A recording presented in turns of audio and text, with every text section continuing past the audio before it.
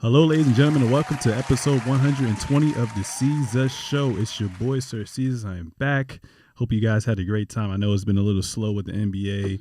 Great news is preseason just started. We had NBA availability week, training camp, all that, and the season's basically underway right now, too. So should be more content coming your way, and I'm so excited for that as well, too. It's been a long off season, roller coaster. I'm excited to see what happens now, too. Just make sure to subscribe on all forms of social media at the Seezus Show, at Sir Seezus as well, too. And before I get into today's episode, I always like to rehash the previous episode. So in episode 119, it featured Purvis Louder, former NCAA D1 player at Air Force Academy. We talked about his playing career, uphill battles growing up, the transition out, all that good stuff. And obviously, we had to talk about some NBA. D. Mitch getting traded to the Cavs. Seems like it was such a long time ago. Pat Bev's introduction to the Lakers, Montrezl Harrell getting signed to the 76ers, Basketball Hall of Fame, highlighting a lot of players, but most notable Manu Ginobili, NBA proposed in-season tournament, sleeper teams from both conferences, and much more. So this guest right here is about to be a new co-host. You guys heard him on the first episode of season 2, the owner of Barter. Ladies and gentlemen, make some noise once again for Terrence Whaley. What's good, y'all? What's good? I'm glad to be back on the Sir Seezus Show. You know what I mean? I'm feeling real good. Hopefully, I'm here for a long time. You know what I mean? I'm happy to join, man. I've always seen you on the timeline doing the show, so I'm happy to be a part of it. I'm happy that you're a part of it as well too. And I was just going back a couple weeks ago, listening over and over again to the last episode that we had together, and the chemistry was really good. And you're not like most of the other guests, we kind of, obviously it's a back and forth, but you challenged me as well too. So I appreciated that dynamic. So continue to challenge me as well too. So that's great as well. So tell us, man, how you been since you've been on the episode, what's the latest with Barter, all that good stuff. Cool. Well, yeah, man, I since the last time I saw you, I've been in New York. So I spent 2 weeks New York to go see my girl. Really kind of use it as a vacation / take my work on the road with me. And really in that time, going from coast to coast, I was able to see, cool things about New York. And even for a little minute, I thought about, switching coast for a little minute, just because I thought New York would have been a cool, different speed for me. But ultimately, I think I'm gonna stay in LA. But over that 2 weeks time, I really got to kind of reset and really realize that I wanted to open up a new chapter in my life. Ultimately, landed a new job at HBO. So I'll be starting that in a week and a half. So really excited about that. And then as far as Barter goes, what I've learned is now how hard it is. Not hard, but how challenging it can be to get an app in the App Store, because the App Store and Google Play Store, they have their standard, what an app is supposed to be before you submit it and before it gets approved. So we're learning all of that. My developers are taking the advice and putting it back into the app before they submit it again. So deadlines that I thought were gonna be there have definitely been extended, but we're still working with them to get it in the stores. And I would say, don't quote me on this, but definitely by the end of October, that the app will be available. And that's really the last hurdle for us, is really getting it available. That way people can start to download the app. Okay, cool. Yeah, that's dope. Yeah, I was wondering about that as well too. I was, having my post notifications turned on to see if, anything was happening. But patience is a virtue. For sure. So definitely it's good that you took a step back, see what you need to have to do from an X and the O standpoint. And, hopefully by end of October, if not October, early November, whenever it's ready, the world will be ready for that. And I'm ready for it, man. You know what I mean? It's a long time coming, so I'm glad, it's definitely coming to fruition. Every goal that I think I wrote down in 2022 is coming to fruition. Yeah, it is. And just to see you kind of have those thoughts and manifest it has been beautiful as well too. So thank you. I love what you're doing. Very inspiring as well too. I mean, I know you're a sneakerhead. Have you copped any sneakers ever since our last episode? Are there any sneakers that's on your mind right now? Like, what's that looking like? Okay, so I haven't copped any sneakers right now, just because I'm putting my money away to really prepare for this new apartment search that I've been on right now. Okay. I'm looking at trying to get into a new neighborhood in LA, so that's on hold. But I definitely am looking at a ton of sneakers right now. I'm really heavy on New Balance right now, just because I'm really off like everything Adidas Kanye related right now, just because you've seen all the posts on Instagram. It's been a lot, so I'm really looking at a lot of New Balance stuff, 993s, and that comfortability. Like that's the main thing that even makes me want to tap into New Balance. And then Joe Fresh Goods actually is doing, I think, either his 4th or 5th collaboration with New Balance. And he hasn't really released the release date yet, but I think they'll probably come out in like October or November time frame. That's a shoe I'm looking out for as well. So, and then all Nike stuff. I mean, it's all like just general stuff, but I feel like the Joe Fresh Goods is the one that I'm like most excited about. Okay, cool. Yeah, I gotta check that out as well too. I haven't really copped nothing too crazy. Just pair of white Fresh Forces probably since the last time I saw you, and then. I thought I was going to be hooping in this basketball league. Your boy, he messed up his foot real bad. But I copped the Lucas that came out not too long ago as well too. Okay, Jordan brand, right? Jordan brand. So. Okay. Yeah, I got to see what's up with that because I don't think is it the first shoe or the second shoe? His first shoes. Oh, okay. Yeah. All right, cool. Yeah, I got to check that out. Yeah, it's dope. I just got the black and white one because I don't like too much flashiness in my sneakers when I'm playing with it as well too, especially if I'm not going to rock it outside of the gym. But they feel pretty comfortable, so I can't wait until I can actually, break them in and see how it is. I just knew you was gonna say something like you was gonna rock with the PGs. Yeah, I mean, I actually have the PGs on right now.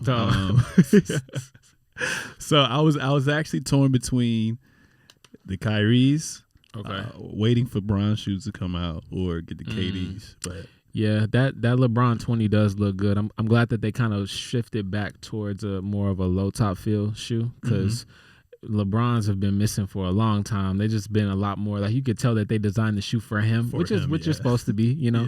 But it's still a bigger shoe and it looks bulky. Nobody really wants to rock that. So yeah, so we'll see how that goes as well too. For sure. So let's get into some of these topics for today, man. Before we even get into NBA preseason. There's this alien that's been dropped on Earth about 18 years ago. We just found out that he may be the new modern day. Man, I don't even know what to call him, but his name is monster. Victor Wembanyama as well. So he just had a game and he played his first professional U.S. game against the number 2 projected pick as well too. Put up 37 points, 4 rebounds, 5 blocks. I think they were down as much as like 20 points. And he cut it to like maybe 2 possessions as well too. But we kind of talked about him a little bit before, but me actually getting to see him like on a major network, watching him live, like I think the hype is there as well too. You got to do the 7'3", 7'4". Yes. Can get his own shot. Crazy. Can get his own shot from anywhere. If I had to combine them, like if I mix like 2 different chemicals, it'll probably be KD mixed with a little bit of Rudy Gobert from the defensive standpoint with a little sprinkle of Giannis right there as well. Okay. Yeah, I don't even like when I watch this kid, I don't even want to think about even like thinking about other names at all. I'm like, this is a one of a kind guy, bro. Like this man is 7'4", can dribble. I'm talking about he'll come down the floor and he'll shoot a corner 3. He'll shoot a pick and pop 3-pointer from the top of the key. Then he'll go do some Hakeem Olajuwon dream shake. Like it's crazy watching him play. So I'm excited. I'm really hoping the Spurs. Thank God they are going to tank. I'm so happy because I really do hope they get him because I'm hoping for it. I forgot you are a Spurs fan too. I'm from San Antonio, like originally. Like I literally was born in San Antonio. I don't claim San Antonio, but I love I want the Spurs to succeed. You know what I'm saying? Yeah. Like they've been so mid, like literally mid, where you can't get a top 5 pick. But they finally sent Lonnie Walker away and DeJounte Murray away. So I'm like, thank God they finally tanking. So I'm gonna see what happens. We'll see who gets him. I hope so too, as well too. So, I mean, I kind of, drew my comparisons to him. Is there anyone that you would kind of compare him to, or he's just in the class of his own right now? I mean, honestly, man, like I would say, yeah, KD and Hakeem Olajuwon to me, because Hakeem, I'm not sure if he's the NBA all-time leading blocks leader. I'm not sure. I would have to check that. But I know he did a lot of like blocking and also scoring. Obviously, he wasn't hitting from 3-pointers or hitting from 3-point range. But to me, when I watch him in the posts, he is. Yeah. So I think to me, like he's got that in his game where he swats everything at the rim. And watching him in that matchup with Scoot, like Scoot would try to, get the mismatch on him on a pick and roll, and then have him on an island, and he wouldn't even have to be too close to him. He just blocks the shot so easily. So I see that in his game, and then obviously Kevin Durant, because I saw a play where I think he was like doing a pick and pop, and like he got the ball but didn't get it in a catch and shoot stance, so he dribbled the ball out right to around like 25 feet, like right in front of the opposing coach, and just pulled it. I'm like, bro, dribbling, you're dribbling, catching shit. That's crazy. Yeah. So yeah, a lot of Kevin Durant and Hakeem Olajuwon, I would say for sure. I like that as well too. Yeah. I mean, the only thing that, because with that height, I'm just thinking of like Yao Ming or like a Porzingis, all these other tall guys that kind of came and went through the league as well too. A lot of them always have foot problems as well too. So my biggest thing is if he can stay healthy. If he can stay healthy, I think he's that type of player within like the first 3 years, he's going to definitely change that culture is there too. Yeah. And like you said, with Scoot trying to put him on an island as well too, he is tall enough, long enough to, even if he gets beat, he can recover as well too. So I'm wondering how he's going to be defensively in the league as well. But a lot of people say overseas it's always easier and harder over there. So translating over here is easier. I always think that like, when it comes to that comment about like the 7-footers, like, having the foot problems, I always relate that towards weight. I feel like Yao Ming was like, he was girthy, you know what I mean? So it definitely makes sense for him to have had those foot injuries. Gobert, like, I guess another thing that kind of is like Zion, right? Like an athlete that's always jumping on, and then landing on his feet, on his knees, I don't see that being too big of a problem just because obviously he's already so tall. He's not going to be jumping down on his knees and stuff like that. So I don't really see that being too much of a problem for him. I think, longevity wise, he'll be good. And then obviously, he's got Tony Parker in his ear coming from France, like to kind of let him know like what an 82 game season looks like too. So I think that'll be good for him. Okay, cool. And now that just makes me think as well too, because Woj was saying basically like this is probably like the most coveted draft pick of all time. And it should be. That? It should be like dog over like, Bron. Yes, bro. Listen, Bron obviously like it's not even gonna be a media frenzy like Bron was because that's just different. Like, but I think he could be in the NBA today and average 25 and 10 with 3 blocks. His rookie year. Yes. Like, I think he is what they want Chet Holmgren to be and what they wanted Kristaps Porzingis to be, but never wanted to do it. Like, you watched him and Scoot, like, go back and forth, and as Scoot is chirping at him, he's, like, chirping right back at him. And it's like, you got this dude who's 7'4", who wants to challenge and, like, literally just has this competitiveness to his game.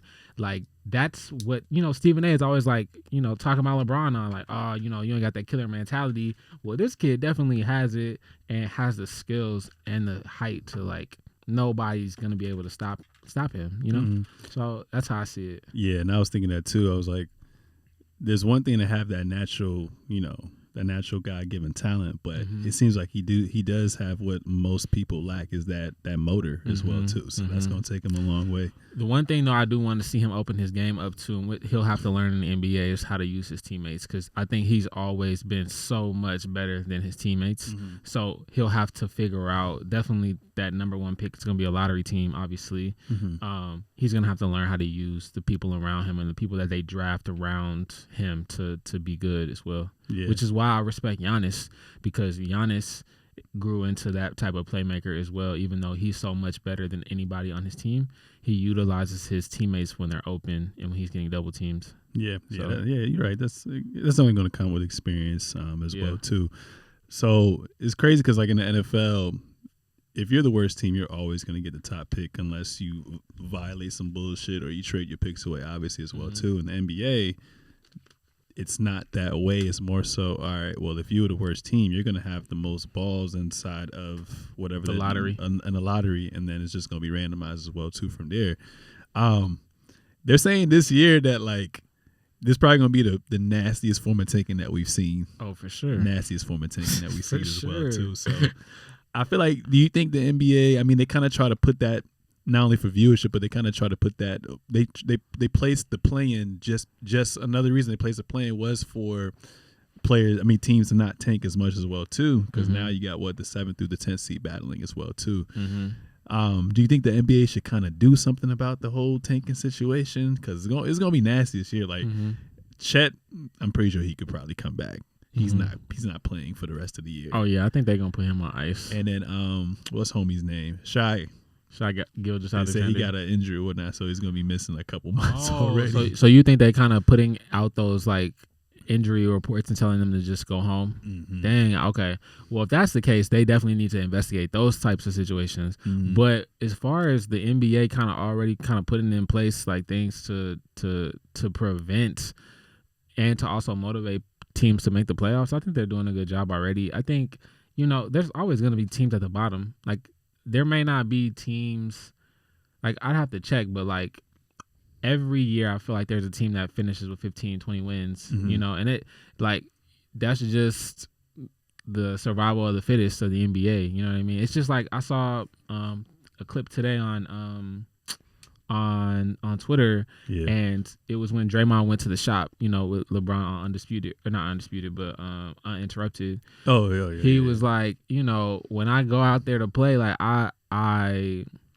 I love, playing with that dog mentality, but when I go play with Sacramento or something like that, it's hard for me to get up because those teams suck, and that's just what it is. Like, I don't blame the league. I blame the general managers, and the scouts sometimes too. It's like, you got to make the right pick. Like, okay, sure, right? You scout these players for a year or 6 months or whatever, sometimes 2 or 3 years, and then you make the pick to the best of your ability, and sometimes that doesn't pan out.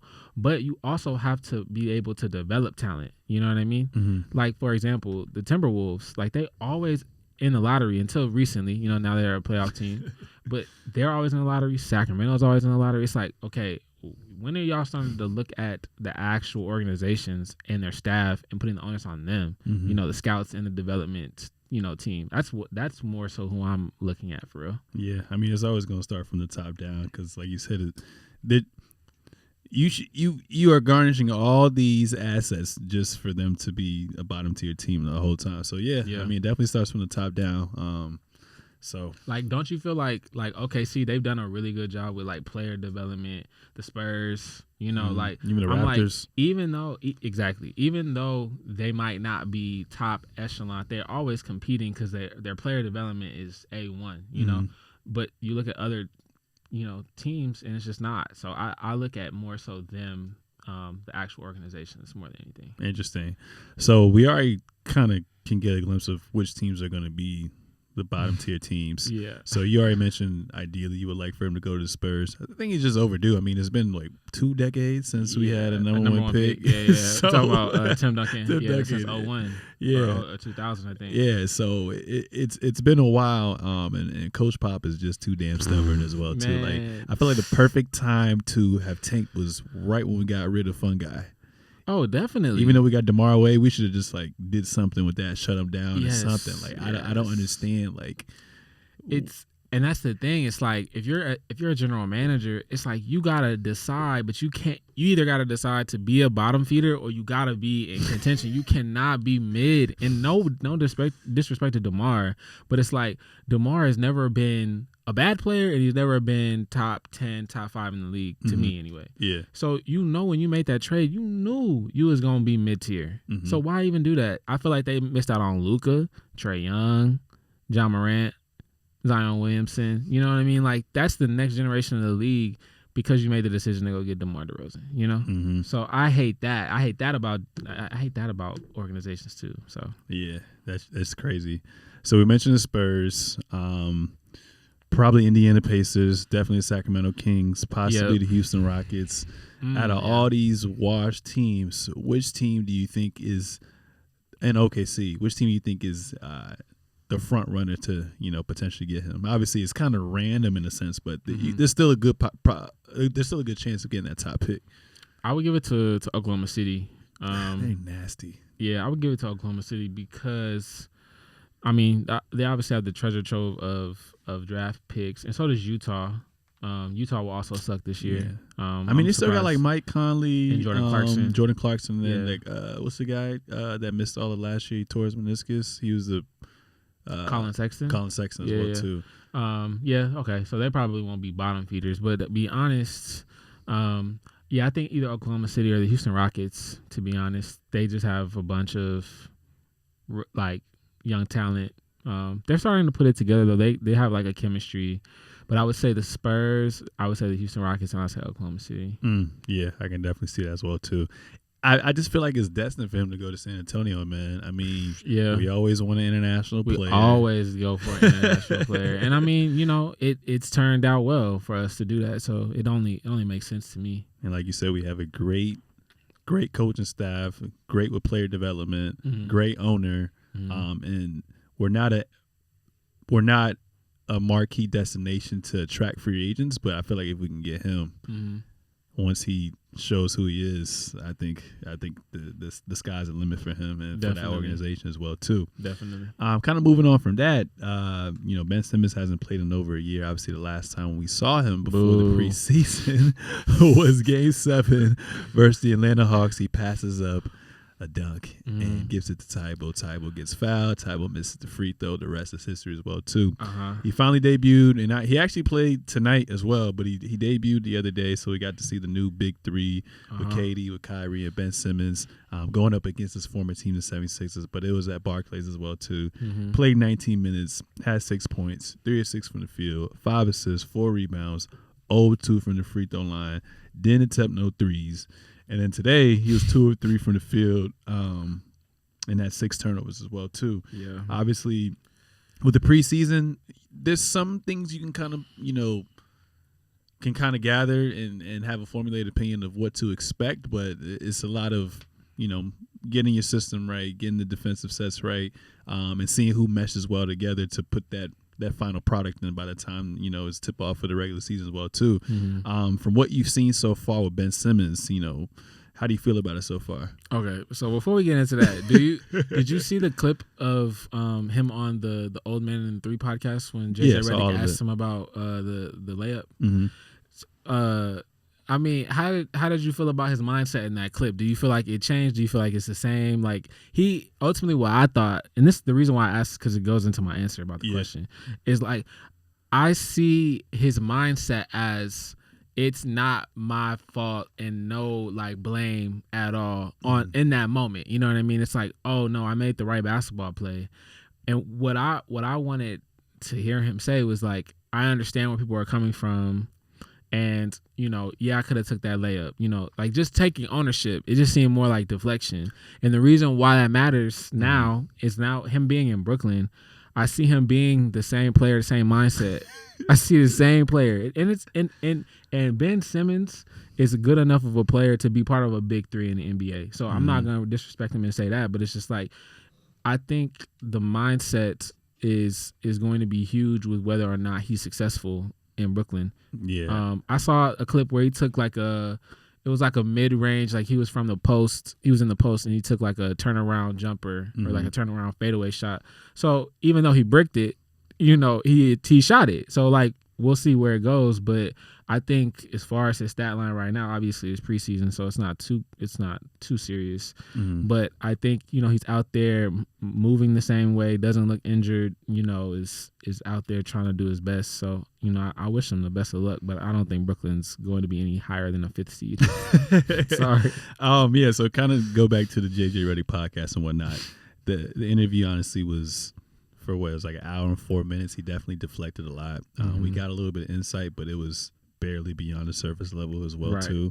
Going back to that play he kind of went to. Shit kind of happened so fast, and I think now we just have to accept him for being a pass first guy. Because even tonight, before you came to the studio, I was like, yo, you the biggest dude out here when Bam Adebayo out the game. I know it's preseason, but you literally can be like Giannis and just terrorize. Yeah.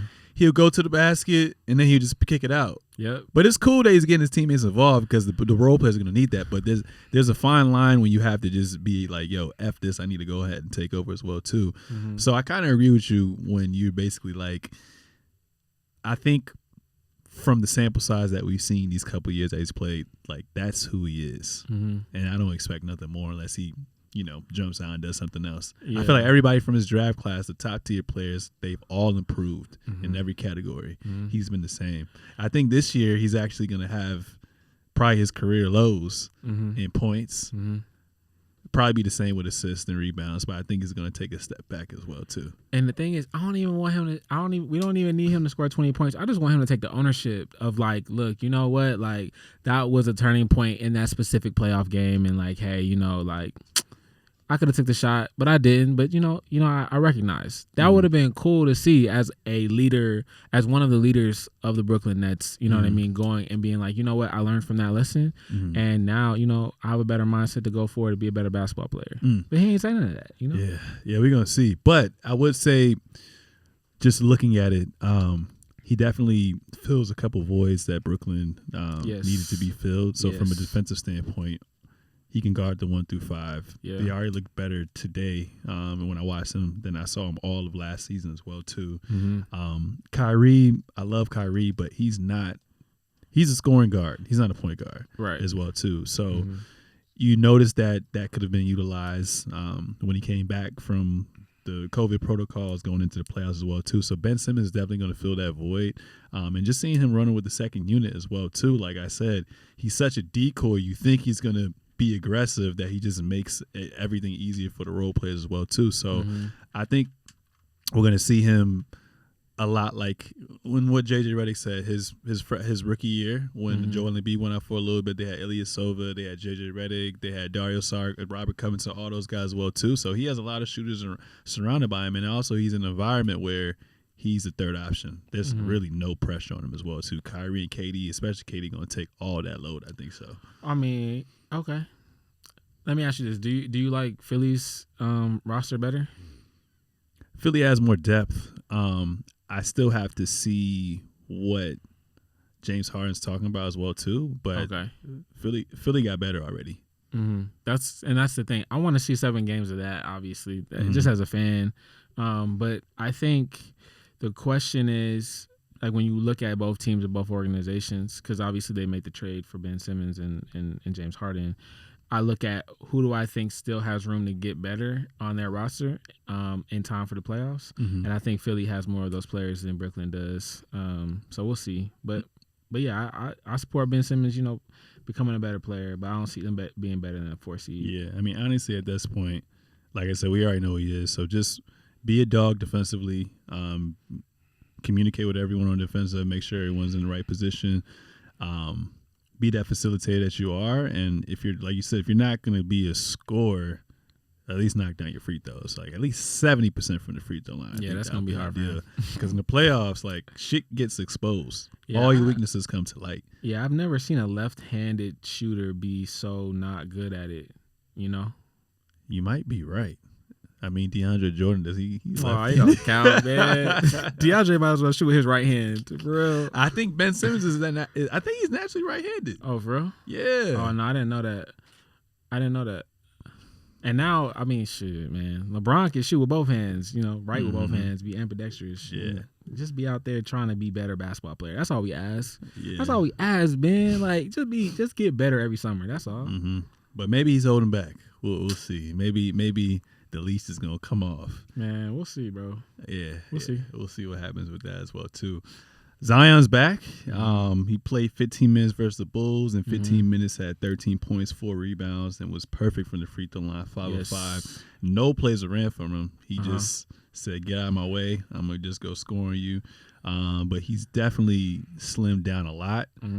He looks like he's already in top tier shape. A lot of people come into the preseason trying to get into shape. He already looks like he's there. So maybe that contract had a couple stipulations where he has to stay a certain weight and all that stuff as well too. But everything looks great for him as well too. So what are your thoughts on him coming back from what you've seen and what's to be expected going forward?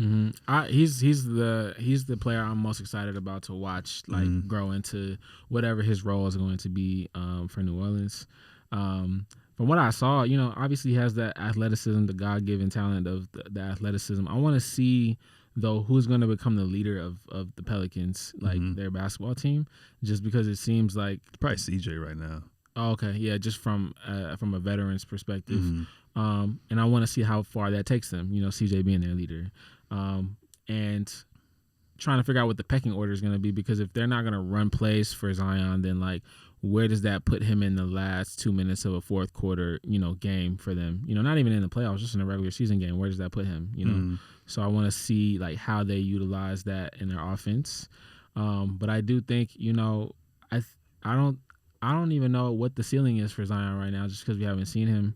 And we saw obviously what he did at Duke. But I'm really excited to see again what his role and how large that makes him.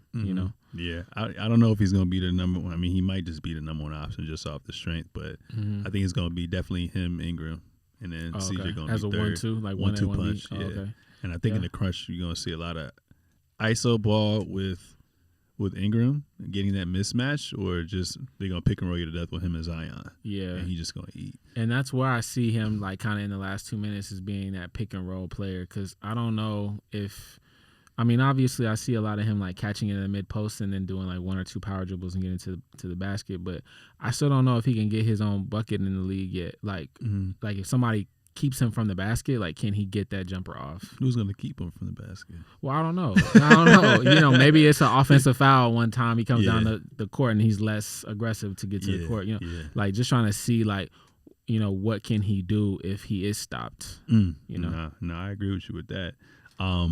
I feel like the Pelicans this year are going to shock a lot of people if Zion can play at least 60. It's so sad. It's 82-game season. I'm saying, can you play at least 60 games now and whatnot? Yeah. But I think this year they have the chance to be the new Memphis, how Memphis was super hot last year.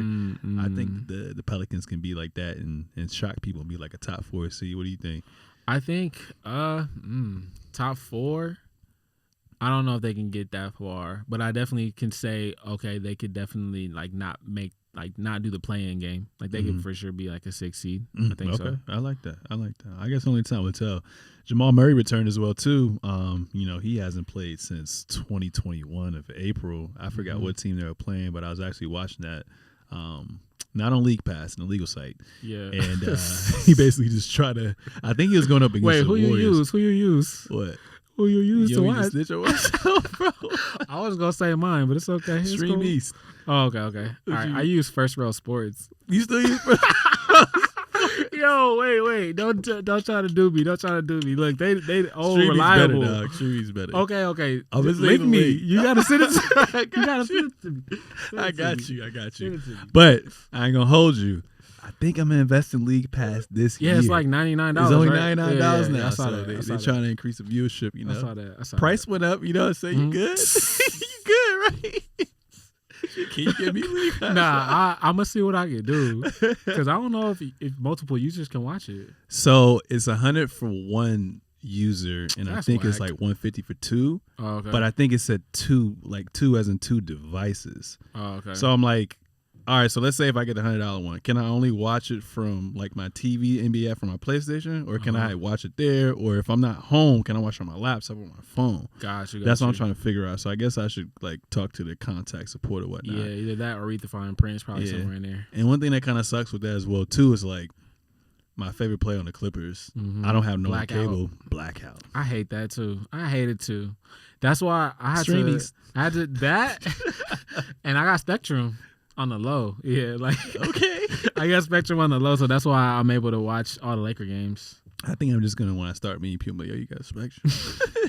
Yo, $5 a month. Let me get that just to watch the Clippers, please. No, man, it's very crucial. I get to watch all 82 games with no problems. Mm-hmm. Yeah, So, it's going to be exciting this year, too. Mm-hmm. Aside from the bottom tier teams, like, every team's pretty much competitive on both sides of the spectrum as well, too. Mm-hmm. But going back to Jamal Murray, played against OKC, 15 minutes, 10 points, 4 of 7 from the field.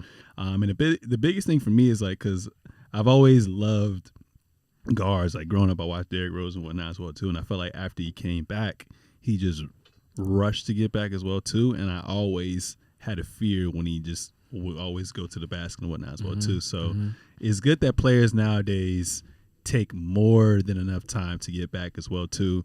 And Jamal Murray is that type of player. He's so skilled. He's not always going to have to rely on getting to the rack like that because he's bigger than most guards. He plays. He posts them up as well, too. And he's very skilled. Footwork is amazing. But I was waiting for that moment where he kind of got knocked down. I'm like, all right, is this going to hinder you or are you going to just keep moving forward? But that happened early on. He looks good. And I think it's going to be a good season for not only him, but for the Denver Nuggets. But what were your thoughts on Jamal Murray, and what do you expect from the Nuggets as well too? Okay, well, yeah, it seems like he's been gone so long. Like I haven't seen him since the bubble. Mm-hmm. So I'm excited to see him get back to, obviously being the second go-to option for the Nuggets. Mm-hmm. I'm trying to see if that bubble play was his ceiling though. Like I'm not sure how much better he can get from how well he played from there. So I want to see, where he takes that and if that can be Denver's missing piece. They kind of remind me of like the new age San Antonio Spurs. Like they still got to find their Manu Ginobili and whatnot, but he reminds me of like a hybrid Tony Parker. And when I say this, I say he's always going to be steady during the regular season, but he's one of those type of players that's always going to raise his game to another level as well too. So ceiling, I mean, what do you define as a ceiling? I feel like as a player that can only get you so far in the playoffs, because we already know he can score and he can do all that other stuff. I'm talking about like what's your impact when it comes to the playoffs and playoff wins and playoff series? I think his impact's going to be what we've seen in the bubble and even better. Just with all the experience that he's kind of been through, and Joker's a 2-time MVP now. So I mean, we saw last year, even though they got swept by the Warriors, every game was decided by like 2-3 possessions, well, too. And all Joker needed was just that other dog to go with them. So you got him paired with MPJ, and then they retooled, got KCP. And who else did they get as well, too? They got someone else. I guess DeAndre Jordan really don't count no shit on DJ, but Bones has gotten better as well, too. Yeah, so Bones Highland is a dog. I like him. So they got some pieces. So I feel like the game plan is just going to be different in the playoffs for them. So I think they can go really far. So, I think they can get as far as the conference final, maybe the NBA finals. Okay, so the question is can they beat Golden State then? I think. I said the four games. I mean, like, granted, it's always going to be different, right? But literally, Golden State was like, all right, Joker, we're just going to go off and we're going to stay home to everybody else. Now you actually have to game plan for Jamal Murray. You got to worry about that sniper who looks like KD, just from a catch and shoot standpoint, look like a KD as well too. So I think they can beat Golden State. I think they match up very well with Golden State. Okay. So we're going to see. And I think this year they can be top 3, top 4. I think the team that takes a step back is the Suns. Oh, okay. And obviously Utah. And Utah as well too. The other guy that returned was Mr. Fun Guy, Kawhi Leonard. I was shocked. Honestly, like, I've been talking to everybody. I thought he wasn't going to come back till, like, All-Star break. Because, that nigga don't like he don't like playing. He only care about championships. That's it. Well, what we know now is he's never going to play a back-to-back ever in his life. What? Oh, man. The OG of load managing, honestly. Like, that's crazy, but I ain't mad at it. Like, I've already accepted it as well too. As long as you can be healthy for the playoffs. Yeah. And I got that Clippers little season pass thing. So I'm just gonna look at the calendar and just be like, is it back to back? All right, do I think you gonna play the first half or the second half? Because I'm gonna be mad if he don't play. I'm actually that brings up a great point because right now I'm trying to decipher which game I think Bron's gonna pass Kareem in. So I'm kind of doing that same thing, trying to get to see if like what home game I can kind of guess to see. So yeah, they're gonna try to. It's either gonna be a home game or it's gonna be some shit where he's like back in Cleveland, or he's at the Garden, or some bullshit. I need like it to Steph be in Curry. LA. Like Steph Curry last year, out of all places to break that in the Garden.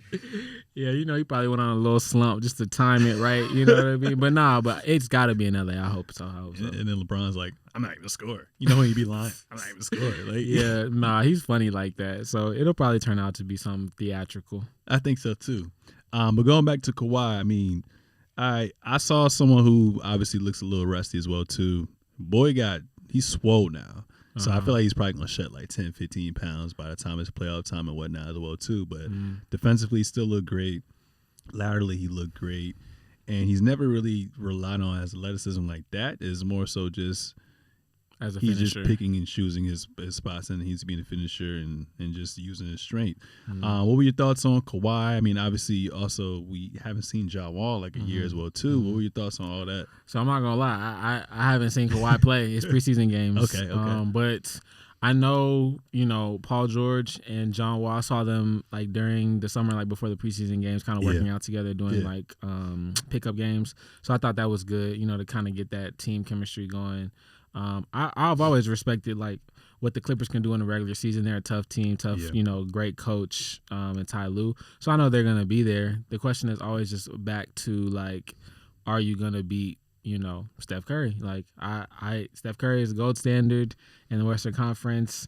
I've learned not to bet on him or bet against him, I should say. Because as much as Boston should have beat them last year, I'm like, dang, like here he go again, hitting all the shots. So when it comes to Kawhi, like I know he gonna give you that 28. He can be clutch, hit the shot that you need. I just want to see like if they're going to, because they got a lot of great players. So somebody's gonna have to take a reduced role.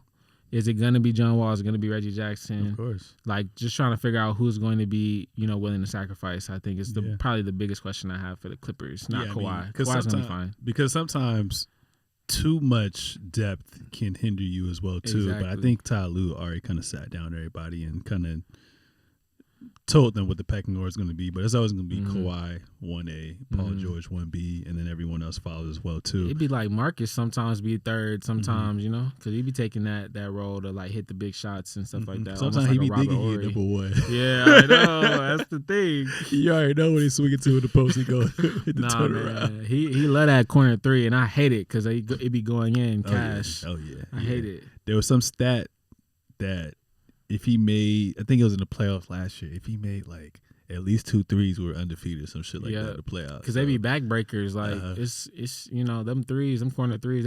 I guess they're the closest in distance, but he's mastered it. Him and PJ Tucker from the corner is cash. Yeah, and honestly, I mean the Clippers that last season, they were one of the best 3-point shooting teams, and like you said, you saw John Wall as well too. His 3-point look improved. He actually knocked one down the other day as well, but they just got so much depth, so I think they're actually the most equipped to go against the Warriors as well too. Yeah, from a 7-game series. One thing I'm concerned about though is if they go up against like the Lakers or they go up against, let's say, don't be like worried Joke about the and Lakers. whatnot. Yeah, don't worry about them. we gonna get into them. Their size. They only got one big, Zubac, Uh-huh. and everybody else is just. I guess they're just gonna play 5 out now, because after that, I think the backup center is. Oh, you talking about to defend Jokic or Anthony Davis? Mhm. Oh, okay. Yeah, I mean, sure. Yeah, we'll see. I don't know. I mean, Zubac, he be holding his own He's sometimes. tough. Yeah, he's tough. So I respect him. The thing is just like y'all just paid Luke Kennard like three years, $60 million or something like that. I'm like, y'all do have a lot of depth, and I know Reggie Jackson won his next contract. Like he got. We'll see. Did he get one this year? No, I think it's last year he re-upped. Oh, okay. So I think this is his player option year. So exactly. So it's like the player option year is a really big year for like people to step into their next contract. So I just want to see what that looks like. But if Ty Lue's, he's one of the best coaches in the league, I think he'll be okay. Yeah, I'm wondering what their depth lineup is going to look like as well too. So a lot of things to kind of figure out along the way as well too. Yeah. But back to the Warriors. I mean, everything goes through who. Everything is what have you done for me lately, and who's been the last champion. Obviously, it's been the Warriors, but some of the I respect the Warriors finals that they had against the Celtics because they were fully healthy. Because if you look at every single year that Curry won, it's always been like a missing player from that team as well too. Oh, you talking about who he's gone against? Who he's going against as well too. Yeah. So I feel like if he goes up against, because the Clippers are basically the Celtics but veterans. Okay. So I feel like if he play the Clippers this year, granted everybody else in the Warriors going to get better, but I feel like Kawhi and PG are not going to fold under pressure. You don't know that. I know Kawhi not. Okay, edit what you just said, because it definitely Paul George. We'll see. We'll see. But I think with the problem is that Golden State, has anybody really figured out how to beat them? Like, I know Houston went that game, that 7 games with them, right, when they had Kevin Durant, granted, and they almost figured it out, and then they, missed 27 threes. But like, has anybody ever really figured out like really how to beat them 7 games outside of LeBron? Exploit their size, make Steph Curry work for it, pray that they miss their threes. And that's the part. That's it. They don't be missing. And now they got Clay back, and it's like he going to get back into the fold to try to get his old role back. Mm-hmm. And then you got, the thing that's kept them alive now, because nobody saw Jordan Poole blossoming into what he is now, and like, that's the thing I think that's keeping them alive. That's gonna get them through regular season games to keep them at that 1 or 2 seed. Because it might come down to simply like home court, sometimes. Nah, you might be right about that, honestly. Okay, so from all the players that I've kind of mentioned, as far as like them returning, whether it's from injury or from the organization holding them back, Ben Simmons, Zion Williamson, Michael Porter Jr., Jamal Murray, Kawhi Leonard, Dame Dollar. Dame came back too. I forgot he was hurt. Who are you most excited for this year and why? It's Zion Williamson, just because all of those other players that we named, I feel like I know who they are, and what their potential is and who they are to this league.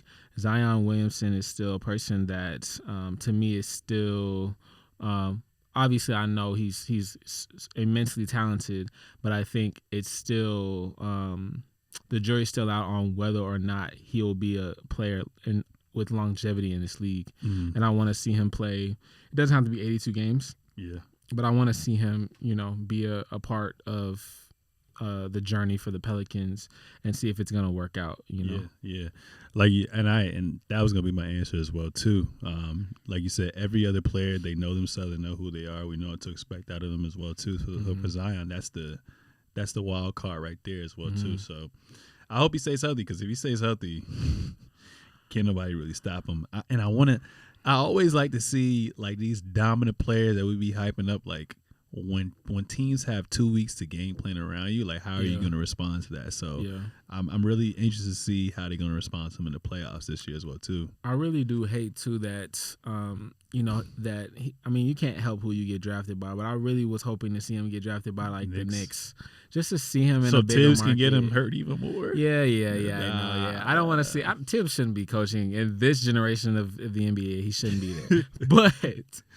But like, I just, because the Pelicans, I don't know, they may have like 2 or 3 nationally televised games this year, and I want to see Zion all the time, So, but it is what it is. Stream East, first row, or NBA League. Yeah, I'm telling you right now, I'm not dealing with my ad blocker to watch Zion play. I need him on national television. Oh yeah, for sure. Your Lakers, man. Let's talk about your Lakers a little bit. They played 2 games. AD played 1 game, looked very good, and he had back soreness, so he couldn't play the next game after that as well, too. Hey, Anthony, oh, man. Y'all look good defensively. Y'all look all right. Well, the second game. Did you watch last night's game? You're talking about when we played the Sacramento Kings. The Sacramento Kings was the first night, right? They played them both. They both played nights? back-to-back nights. Okay, y'all looked okay. It is the Sacramento Kings. The Sacramento Kings, if you looked at them the past year, their defense is ass, but they're gonna put up at least like 120 points a game type shit. But their defense did look better defensively. I do like the philosophy that they kind of had. It looks like, I don't know yet if he wants to have Russell Westbrook take on like that Giannis role where you have everybody spread out, and he kind of like Houston in a way too, where he had that MVP type of year. Yeah. If that's gonna happen.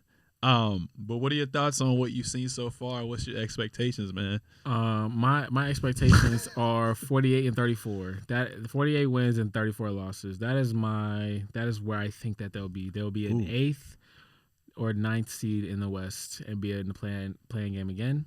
But from what I've seen so far, I'm really excited about Kendrick Nunn. He's shown me. I feel like him right now on my ankles. I feel like he's shown me that he can be that off-ball guard because the Lakers have a bunch of small guards. They don't have a prototypical 2-guard on the roster. They don't have that 6'6", 6'7" guy. I mean, Austin Reeves can be that, but he's more on the ball. He's more on the ball guard than anything. Kendrick Nunn is going to definitely be an undersized 2-guard, I think, for the Lakers, and he's shown that he can come either be in the starting lineup or come off the bench and score. So I'm also trying to figure out what our fourth quarter lineup's going to be. Don't really know what it is. I don't know if Darvin Ham knows what it is, but Russell looks happy on the bench and looks happy while he's out there, and him and Pat Bev look like there's no beef, and it's that's good. That's good to see. I want to see what it looks like after a 5-game losing streak. You know what I mean? And see that's gonna happen. And see where it's at then. But I'm sorry for LeBron, man. I'm sorry for LeBron. Like that, it's a blessing and curse playing with LeBron. You play with LeBron, you win. All the glory goes to him. You play with LeBron, you lose. Y'all need to get traded. What's going on? I hate that. Because LeBron never going to play bad basketball, so you really can't be on him. What you can be on him about is what he told his general manager in the summer to then go trade the rest of the roster or like to, go get a particular player. You can blame him for that, which is what I do blame him for getting rid of Kyle Kuzma, Alex Caruso, and the gang from the championship roster. But, I just think they're going to have to wade their way through the Russell Westbrook contract, and Bron will have 2 more years after that. So this year is just the year he's going to pass Kareem, play the first round. We'll see if they can get to the second round, and that'll be it, I think. Their best bet is trying to match up against the Suns. They not beating no other team that's going to. They probably beat a young Pelicans team. They don't even have 3-point shooting at all on their team, and the 3-point shooters that they do have are horrific on the defensive end. So they're not gonna play in the playoffs. Yeah. So it's a badly built team. It's worse than the team built from last year, to me. You think so? Yes, because at least they had Carmelo Anthony, and they had another 3-point shooter, Wayne Ellington. Like you had options. Too. You had options to put on the floor to spread the floor. They don't have that. They don't have that this year. So what would you ideally want your starting 5 for the Lakers to look like this year? What I would want it to be, I'd want it to be, and this is horrible. Yeah, it's horrible. It's horrible. But it would be it would be Patrick Beverley, because we need defense off top. Austin Reeves. So Austin Reeves would play point guard. Wow. And Patrick Beverley would be 2 guard. Okay. Then at 3, it would be LeBron James. Then at the 4 would be Anthony Davis, and then Damian Jones. Or no, not Damian Jones. Thomas Bryant at the 5. So you got Russ coming off the bench? Yes. Damn. That's where he'd be the most effective. Most effective, just run the show against the second unit. Because we already know LeBron and Russ on the floor doesn't work. So don't waste my time. But you have to play him because he makes $47 million.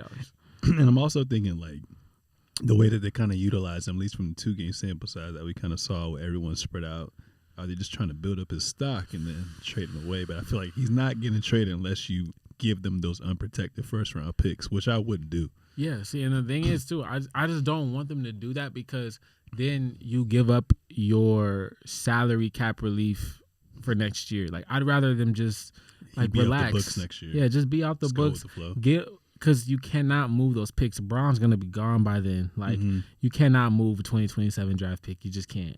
So, it's okay. You're not going to win this year. And I think Braun has to know that. He has to know that. Even I'm looking at their preseason game, and I'm like, Miles Turner and Buddy Hield would not fix this. It would not fix it. It would make them Russ? Miles Turner and Buddy Hield for Russ? Right. Yeah. It would make them maybe a 55 game winning team instead of 48. But come on. You're not beating the Golden State Warriors with that roster. You're not beating Milwaukee. You're not beating the Boston Celtics. Like, just relax. Just and also, cool. Bron isn't the same what he used to be from a defensive standpoint. Yeah, right. Like right. I feel like now, if they go to the playoffs next year, just like how Chris Paul got picked on, LeBron gonna be that weakling getting picked on the defensive end as well too. But okay, we're gonna possibly. see. I mean, and that's why he wants AD to step up. And I don't think. I think now, I think maybe the Pelicans. I think we need to make a bet. Okay, about how many games AD go? Oh, it's gonna be under 60 for sure. Under 60? Yeah. What's the bet? Oh, wait, are you going over? Over 60. You think he's gonna play over 60 games? All right. 61. The game is the bet is under. So you think under 60? Yes. I say over 60. What's the bet though? The bet is whoever wins has to buy the other person a sneaker at retail price of their choosing. I like that. You like that? Yeah. Retail price. Yeah, okay, that's important. Yes, that second market is crazy. Yeah, F all that. Okay, cool. So we see these revamped teams. You know, the Warriors have improved just because of the experience that they've been through. Also, they get James Wiseman a lottery pick back as well too. He's been looking very, very well. Pelicans basically got a new free agent in Zion Williamson. Got CJ McCollum as a late addition. We already know about the Rudy Gobert pick as well too. Dallas got Christian Wood and some other pieces to go along with them. Clippers basically got 3 free agents essentially. So the team that's kind of going under the radar is the Memphis Grizzlies. Do you think they're going to be that team that slept on this year, or that team that kind of just picks up where they left off from? Yeah, I think it's more of the latter. I don't think they can be slept on because they talk so much. I don't think I don't think they can ever be slept on. I'm there. That's my team. I'm actually kind of going for, to be honest. I like those teams that are drafted from scratch, like the Spurs do, the ones that don't get the free agents and stuff. So I'm always going for the teams that get drafted from scratch. Teams. Yeah. But I think it'll end up being a top 3 seed for them, and it'll just come down to, can their defense make the stops that they need to against a Warriors team or a Clippers team. Because it's going to take a series where they are not picked to win, and they're going to have to win it. And I think it might be like a Clippers or or the Suns or something like that, where they'll have to kind of overtake them for sure. I want that rematch with them in the playoffs against Minnesota, and then I want that rematch against the Warriors as well too. You feel like if Ja didn't get hurt, they would have won that series? He actually believes in his mind they would have beat them. Yeah, I mean, they had no answer for him. So that's my thing. Yeah, that's true. They didn't have an answer for him, but I am an analytical guy as well. So the eye test tells me that they would have had a shot, but to me, 3 for 2, they would have just scored more points, I feel like, than the Grizzlies would have. So yeah, I think I want to see if Memphis also can, because I'm not sure if they added more 3-point shooting or not. I want to see if, because Ja's going to get 2 feet in the lane. I want to see if they can start to hit that 3-point shot with more regularity and get their percentage up. That way they can kind of hang with the Warriors when they hit those threes in waves, Yeah. And there was a play I saw with Ja when he was going to the basket, and he's just so young and so fierce right now. I always try to compare him to Derrick Rose or the Russell Westbrooks of the world. I just want him to kind of take from D Rose's post-prime years and just be more efficient and really pick and choose when to use your athleticism. But I mean, if he stays healthy, he's gonna be a problem. But that's one thing I'm always kind of worried about with him as well. So we're gonna see. Your boy Tyler Hero got a new deal, 4 years, 130 milli. That was a lot. That's man. 130 million is a lot to give a player coming off the bench, no matter what. Leading scorer too for the squad last year. Yeah, but yeah, okay. What you think about it? I think they're fucked. Yeah. They lost PJ Tucker last year, so you're banking on him taking his game to another level. Obviously, Jimmy's gonna be Jimmy if he's healthy, and you're banking on Bam taking his game to another level. He's been inconsistent with that as well too. Wait. Let me ask you about that too. How do you feel about Jimmy in that hair? Because I know you grow yours from you homemade. You know what I'm saying? How you feel about that whole situation? That was weird to see. Weird to see, but Jimmy Butler doesn't give a fuck about what anyone else thinks. So, I personally don't like it. I would say he looked Jamaican, and then he shaved a beard too. I was like, whoa. Yeah, so you know, like when they always show the starting five and they show like their profile pictures. Yeah. He had the long ass hair with no mustache, but today he took it out. He took it out, so he back to the little skimp ass braids. Yeah. Oh, okay. How I got more hang time than him? That's crazy. No, but that shit look nutty. But Tyler Hero's like, all right, like you were the leading scorer for your team. I think did he win 6 Man of the Year as well too? I believe so. I think he won 6 Man of the Year as well too. Looks like he's gonna have an even more important role this year as well too. So, I mean, for the market, it's pretty good because how many is it? What, like 35 mil a year or something like that as well too. I'm just getting to the point now. Tyler Hero is like, I already know you're gonna put up your numbers in the regular season, but when you play against these top tier teams, are you gonna go ghost or are you gonna step up? Yeah, I mean, they also got Duncan Robinson's contract still too. That's just nasty. Yeah, I'm. Miami is another team that I feel like is almost kind of turning into like Spurs. No, I was gonna say the Denver Nuggets. Like they show up. They're going to be in the playoffs. They're going to do what they do in the regular season, but you don't really expect them to go the distance. So I just feel like, why do you feel like the Denver Nuggets is that way? Because, I mean, that's their track record, though. You know what I mean? They've never broken through the door. But I feel like they were like Memphis, right? They were that young team on the rise. With Joker just turned like 26, Jamal Murray like 24, 25, MPJ like 21. They got to the conference finals in the bubble as well too, and then the next year Jamal Murray and MPJ are out. So I don't know. And the Heat at least got to the finals. So you giving them more slack as far as like I'm giving them because of their injuries. Their windows are still open. As long as Joker is playing the way he's playing and you put some good pieces around him with role players and they have a great coach, I think I'm crazy. I think they're sealing it. I think they can get to the finals and win a championship. I might be a nut, but okay.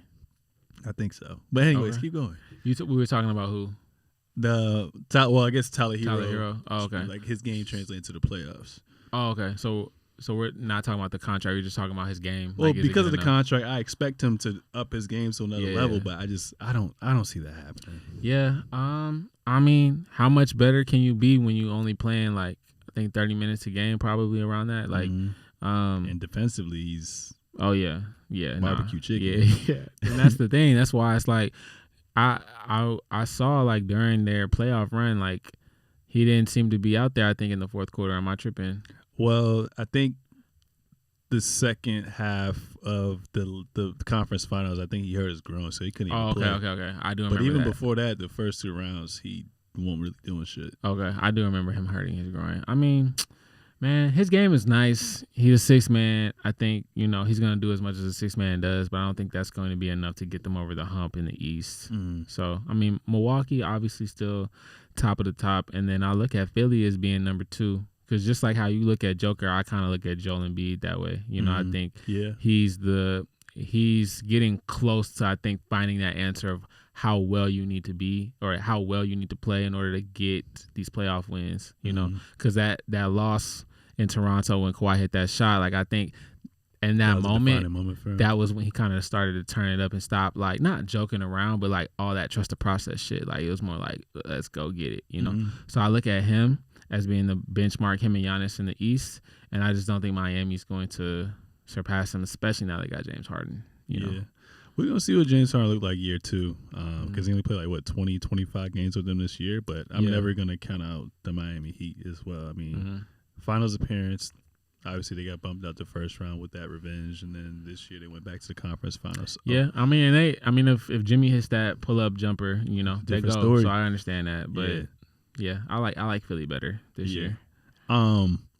Apparently, Draymond Green and Jordan Poole got into a little altercation. I think they were arguing. No one kind of specified the details on exactly what I heard it was about it was because he was feeling some way about his contract. Like, I'm about to get paid, yada, yada, yada, y'all some whatever. That's what I heard. So a young nigga feeling himself. Yeah. And I was like, and it is really a touchy subject because it's like, Draymond trying to get that max too. So they trying to figure out who they about to pay. So it probably was like, I'm about to try to see what's going on, but because Draymond punched them. And I mean, if I'm Bob Myers, like I'm paying Jordan Poole. Of course, he's the future. Yeah, I'm paying Jordan Poole. I was going to ask you this: if you had to choose on who to pay or who to get rid of, I'm a sicko. I think they need Andrew Wiggins unless Kuminga takes his game to another level. I just feel like I think he can. By the way, I feel like his IQ, something missing there. I feel like he's going to be gifted defensively, but I feel like his ceiling offensively is like they're different type of players, but I'm just putting him on this level like a Gerald Green or like a what's his name, Michael Beasley. I just don't see him. Dang, that's what you think Kuminga's going to be? So from what I've heard, I don't know the guy like that as well too, but from what they've been saying is he doesn't have like that worker's mentality. Like I always want to kind of get better and just kind of always leaning on his God-given talent as well too. That came from like the Warriors camp or like reporters? I think reporters, and then I think Andre Iguodala was saying something about that as well. Okay. So we'll see. Okay. Well, I think Kuminga definitely is he's just got so much God-given talent that he's gonna be really, really good. I just think that they, especially now, like they've gotta trust the picks that they made while Klay was down to move off Draymond. Like I would use Draymond and maybe a second round pick, or if you was really feeling yourself, a first round pick, and try to get something for that for real. I was thinking get rid of Klay. Keep Draymond. You're tripping. Because this is probably Andrew Wiggins' last year there. They can't afford on the players. Like you said, they got to pay Wiseman eventually. You can't move. They got to pay Jordan Poole. Nah. You talking about you can move Klay because you have Jordan Poole. Yeah. Yeah, nah, man. Because I feel like if Draymond leaves, they're not winning no more championships. They're not winning no more. And he only 32. PJ Tucker's still playing great. Playing 30 minutes a night. Yeah. Why can't Draymond do that for the next 4 years? I mean, he can do what he does for the next 4 years for sure. But I just, like I said, like I think Jordan Poole gets them obviously with Steph Curry, gets them through the regular season. Yeah. But I don't trust Jordan Poole in playoff moments like I would trust Klay. And I know the front office feels the same way because they watched him in the finals and they were like, he not ready. Yeah. And he won't be ready next year either. Jordan Poole? To perform where Steph Curry and Klay are going to take him. Like, no, I don't think so. But yeah, you can't replace what Draymond does for you on the basketball court, especially from an enforcer standpoint. Yeah. I get that. They're going to be soft. They just light-skinned niggas after that. Okay, but James Wiseman is James Wiseman is 7 feet though. Like you think he ready? Yeah. He going to take Looney minutes? And again, it's just like what I said. It's like you at some point you gotta trust the picks that you made when Klay was down. You gotta be able to let those young guys play and pay the one that showed you he can hoop and move off Draymond, especially if he's causing turmoil in your organization. I mean, he already basically exiled. I mean, he's the reason why KD left. Exactly. That trend. So we're gonna see. So you really think they were arguing over that? Over the money? Yeah. Yes. Damn. That's crazy. What else would it be about, to be honest? Maybe just disrespecting, like maybe he just bust his ass and said some shit and Draymond got mad. Because there's a certain form of jealousy because, like you said, like Draymond's 32, about to be 33. So yeah, Golden State, like you said, they're looking at their future. So and like you said, that's just an awkward situation where like you've kind of came to that organization talking about, yo, I'm trying to get that re-up, the bag, and they haven't really been talking about that. The goal is to pay everybody, but we'll see. Nah, nigga, they're gonna get rid of you. Let me ask you this before we move on to the next topic, because I always looked at Draymond as a system player, right? Yeah, and obviously like he's nothing without the Splash Brothers, and the Splash Brothers are nothing without him as well too. But I don't think he would have been as successful if he didn't play with them. I still think Steph and Klay would kind of be still who they are. What team, if he doesn't get to re-up with the Warriors, what team do you see him playing well with? Yeah, I don't know. I mean, I feel like he could do just as well with Denver. But Joker, I mean, at the 4? Well, wait, no, I take that back. I mean, you know who needs a second ball handler, bro, or a second playmaker is Dallas.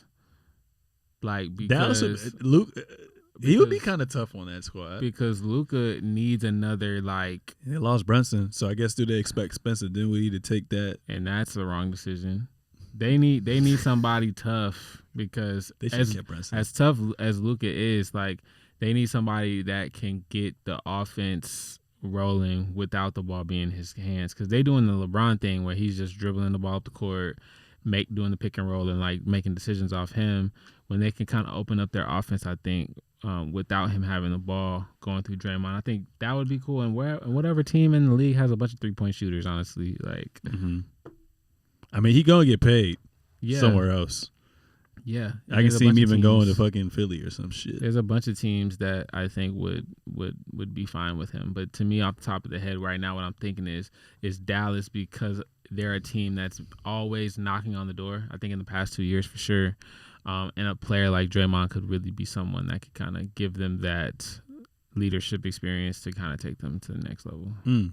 Now, last topic. Speaking of Luka, as well too. So the GMs came out with like different superlatives and whatnot as well too. But the one that kind of stuck out to me was who, if for your franchise, if you had to pick a player to build around, who would it be and why? Mm-hmm. Who are you choosing? I think they went with Giannis as a overwhelming favorite, but I feel like it's pretty clear the two that come to mind is Giannis and Luka. Who you going with?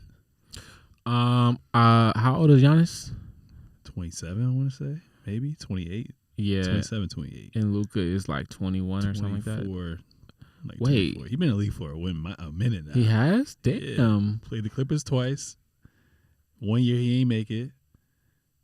And then last year he played the Warriors. So it's year 4. So I think he came in when he was 19, 20, 22. He might be 23. Yeah, okay. It's got to be closer to that. That's crazy, though. I mean, yeah, I would say the easy answer is Giannis, just because he's already showed you what he can do at his peak. But I'm going to go more so with Luka, because I do think that there's still more he has to unlock and show us. You know, what do you think he has to unlock? I feel like he's hit his ceiling already. He's not ever going to be great defensively. Right. I feel like Giannis has the more to unlock. Right now, wait, more than to unlock? Yeah. Like what? He can constantly get better as free throws, his 3-point shooting, his post game. I mean, shooting, yeah. I think more so like Luka in that leadership role. I think it's a lot of, again, there are those players, going back to Victor, it's like we know you're a head and shoulders better than 95% of the league, but can you lead your team? Can you make the assist? Can you make the pass that leads the team to winning?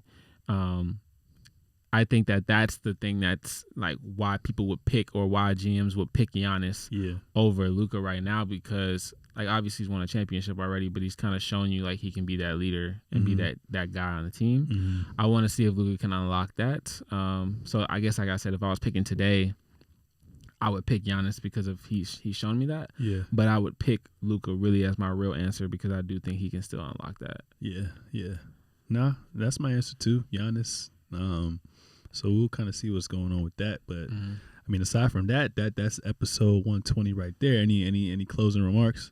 Yeah, man. Shout out to my mom. Shout out to my dad. shout out to all my friends. Supporting me. One of my best friends, Wesley. His birthday is coming up, so I'll be going home not going home, but I'll be going to Dallas to go celebrate that. Can't wait to go see the college friends. You know what I'm saying? And just more life, man. If you got goals that you wrote down for this year and you feel like you ain't hit them yet, try to see if you can hit them. Just always continue to get better every day, and you'll be surprised at what you can do. Honestly, just take it day by day, chopping at the wood. Honestly, surround yourself around like-minded individuals, and don't be too stubborn to ask for help as well too. But ladies and gentlemen, that was episode 120 of the Seezus Show. Make sure to subscribe on all forms of social media at the Seezus Show, at Sir Seezus, at Terrence Whaley _. Yup. And we out. Peace.